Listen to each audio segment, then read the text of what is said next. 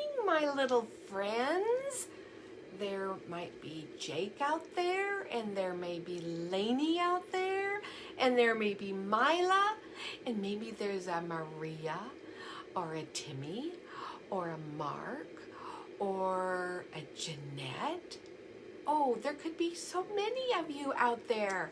And today, Nana's story time is about a big yellow snake. His name is Verdi. Do you like snakes? I do not like snakes. They are creepy crawly and they do not make me happy. So I stay away from snakes. They're okay in the little terrarium or the cage, but I don't want to be holding a snake. But I know that there's lots of kids who like to touch and they feel kind of slithery. And so let's find out about Verdi. And Verdi, can you see him? He looks like a big yellow snake. And when my youngest son was in the Philippines, I have a picture of him with a big yellow snake around his neck. And I say it was a big yellow snake. That's not something I would do, but he thought it was pretty cool. And maybe you would too, but Nana doesn't think so. So this is a story of Verdi. And let's find out about Verdi. Let me show you the picture. On a small tropical island, the sun rose high above the steamy jungle. That's where this big snake lives. A mother python was sending her hatchlings out into the forest the way all mother pythons do. Grow up big and green as the trees' leaves, she called to her little yellow babies as they happily scattered among the trees. So they're not going to stay yellow? But Verdi dawdled. He was proudly eyeing his bright yellow skin. He especially liked the bold stripes that zigzagged down his back. Why, the hurry to grow up all big and green. Verdi didn't like to be green. He wondered, maybe some of the older snakes in the jungle could tell him. Verdi ventured into the treetops to look for the older snakes. You see him? He's just a little yellow snake.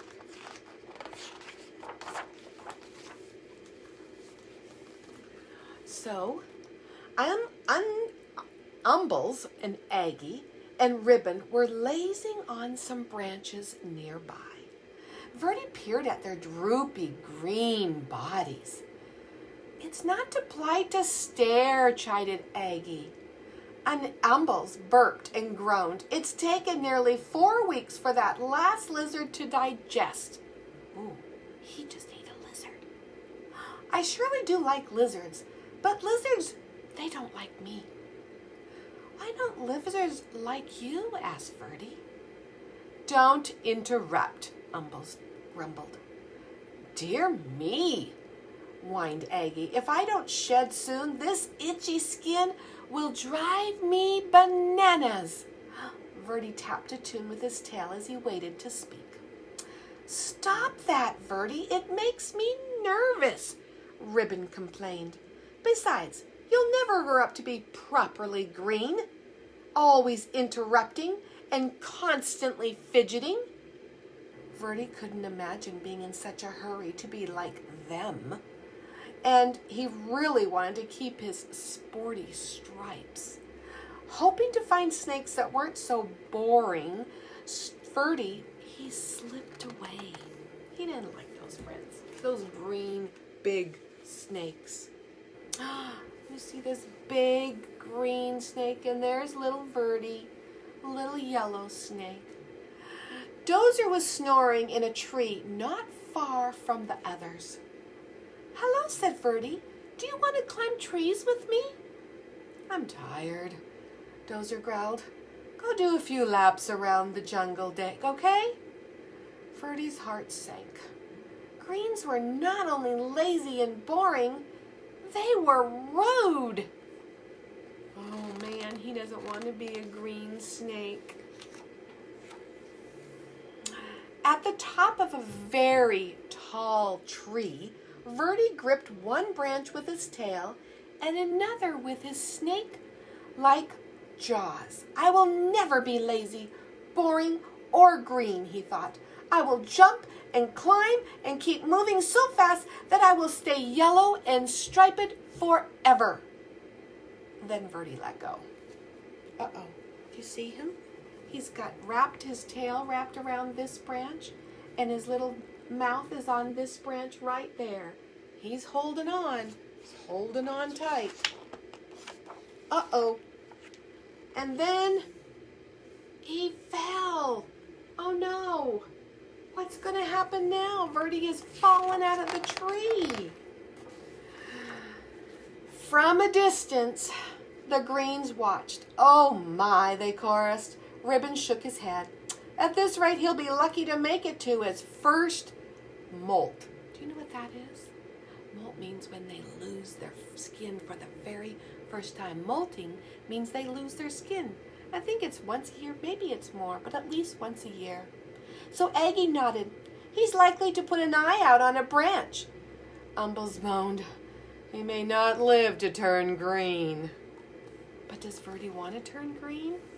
He doesn't want to be green like those big green snakes. And there's Verdi. He's flying through the air, falling out of the tree. But one day, Verdi's skin began to peel. That's molting. Revealing a pale green stripe stretching along his whole body. Gah! He gasped. How can this be? I'm the speediest snake in the jungle and I'm still turning green. He raced down to the river, grabbing up a mouthful of rough leaves. Oh man, he doesn't want to turn green and he's starting to turn green. Oh no! He wants to stay yellow. Verdi flung himself into the water. If I can't run this green off, I'll scrub it off, he thought. So now he's getting in the water thinking he can scrub the green and not turn green and stay yellow. I don't know. His frantic splashing caught the eye of a large bottom feeder crossing the murky depths. Yum, the old fish hummed. Lunch. You see that big old fish on the bottom? He thinks Verdi's gonna be his lunch. Before the fish could haul Verdi under, the frightened snake bit him on the nose. Ah! With a blast of his rubbery lips, the green fish sneezed, sending Verdi into the air. Slapping onto the soggy shore, Verdi skidded out of reach. You see that? He's trying to get Verdi into his mouth. Didn't happen. Phew, that was close, he sputtered. Every inch of his body was covered with wet, gloppy mud. Ugh, kind of lumpy, kind of brown. Sure beats being green. He left the mud on. You see him? Look at his green eyes, or his yellow eyes. And he's all brown because he's covered with mud. Have you ever played in the mud and been covered with mud? That sounds like it might be fun. Mummies might not like it as well. But the soft brown muck dried into a hard gray shell, and Verdi could barely move. If he even budged, the stuff cracked off in jagged chunks. As each piece fell away, Verdi could see that his body was even greener than before. This is terrible, cried Verdi, and he pictured himself hanging around in droopy loops, itching and complaining and worrying all day, like all the other old greens. He looked up into the sky, where the sun blazed a beautiful yellow, just the color he used to be. Then he pulled a vine to the top of the tree. There he is. You can see all the mud. It's cracking and falling off of his little green turning body. Launching himself from the treetop, Verdi startled a flock of colorful birds. He became dizzy with delight. Sure, the bright sun and his lofty speed would turn him golden again. In his joy, Verdi forgot he would fall back to the earth. He can't fly. He's not a bird. He doesn't have wings. I don't even know if he has little legs. Whippity whip, whip, whip, wham. Plummeting through the fir trees, Verdi landed in a crooked sprawl across a log on the forest floor. He couldn't move. Oh, he groped. He doesn't look like he's very happy. Poor. Look at his tongue, his way hanging out. He's tired. As usual, the Greens had been watching Verdi's antics, and they moved quickly up to where he lay. Didn't we say it would come to this? Umble said, shaking his head. Aggie sighed. Luckily, thing is, he's still got 2 good eyes. They gently lifted Verdi up to a safer place where they could watch over him while he healed. Oh, he was kind of broken because he fell a long ways. So they're holding him. Those big green snakes are holding poor little Verdi. Neatly splinted to a branch, Verdi had no choice but to listen to the Greens as they gabbled. Remember how I used to streak across the forest floor? Ribbon asked. Quick as lightning, answered Aggie, and I climbed giant trees like they were nothing. They grew taller than you know. The things I dared to run down and swallow, Umbles bragged. Wild boar wert no match for me. Verdi was astonished. You used to run and climb and hunt giant pigs? What happened? Ribbon crashed, just like you, Aggie replied. I took a terrible fall and almost put an eye out. Then old Ambles here nearly choked to death. Now, we all prefer the quiet life. A warm perch, a little sunshine, and an occasional good meal. The Greens rambled on about their days of glory, and Verdi settled in on his branch. You see him all tied up. They tied him with the branches, with the leaves, and he's all stuck to that branch so he can get all better and heal. Finally, one afternoon, Umble said, looks like you're ready to go again. He carefully untied Veil from the branch. You're welcome to come with us, said Aggie. Ribbon agreed. The 3 Greens slipped quietly back into the forest. Verdi wasn't ready to join them. He wasn't sure where he wanted to go, so he just stretched and stayed put until the sun went down. He listened to the forest as it came alive. Here they go. There's the green snake. And there's Verdi. He's not quite all green. He's still got some yellow. Oh, and there's the night. There's the moon. Looks like there's some kind of animal hanging in the tree. Maybe a possum? What else is on there? What else is in the other picture? There's a bug down here. I don't see anything else. Just all the green leaves. That when you're a green snake, then no one would see you. But if you're a yellow snake, they're going to find you. Time passed. The sun and moon took turns in the sky. Verdi marveled as the full moon grew thinner every night. And then he watched patiently as it slowly grew round again. He wondered why he hadn't noticed that before. Verdi became so green that he blended perfectly with the leaves. He was so still that other creatures walked right by without seeing him. So, can you find Verdi in that picture? Find him. He's all green. He blends into the leaves. And look at that little animal. He doesn't even see Verdi there. Can you see him? There's his head.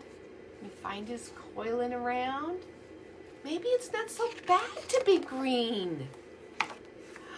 One fine morning, as Verdi basked in the sunshine, 2 small yellow snakes approached. They tapped and fidgeted as they stared. "Get a load of that old green guy," one of them whispered. "Do you think he ever moves?" "They're talking about Verdi." The other snickered. "I seriously doubt it."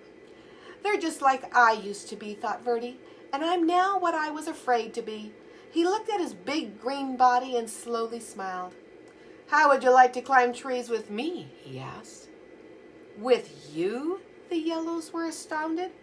"I'll even show you my fancy figure 8, Verdi replied, though he was a little worried about putting his eye out.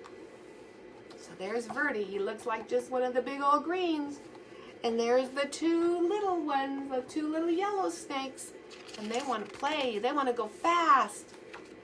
With practice, the 3 snakes performed a perfect triple figure 8.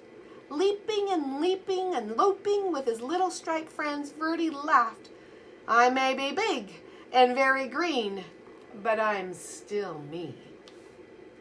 You see, Verdi, he's the big green 8, and then the 2 little 8s, they're going.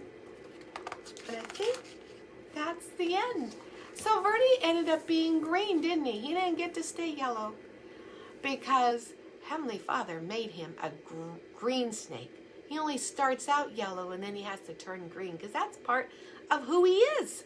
You know, sometimes we want to be something different than what we are, but we have to find ourselves and be happy with who we are. And the Heavenly Father made each of us special. So we can be special like Verdi, and Verdi can still do and still be who he was. So that's what I hope, that you can remember, Verdi, that you can be who you are and who you are supposed to be, and it's okay. So thanks for joining my story. Let's see. Thanks, Rose. Thanks, Jake, for watching. And thanks, Rose. I love reading stories, and I'm glad that I could share this story with you. So have a great day, and we'll see you next week. Mwah.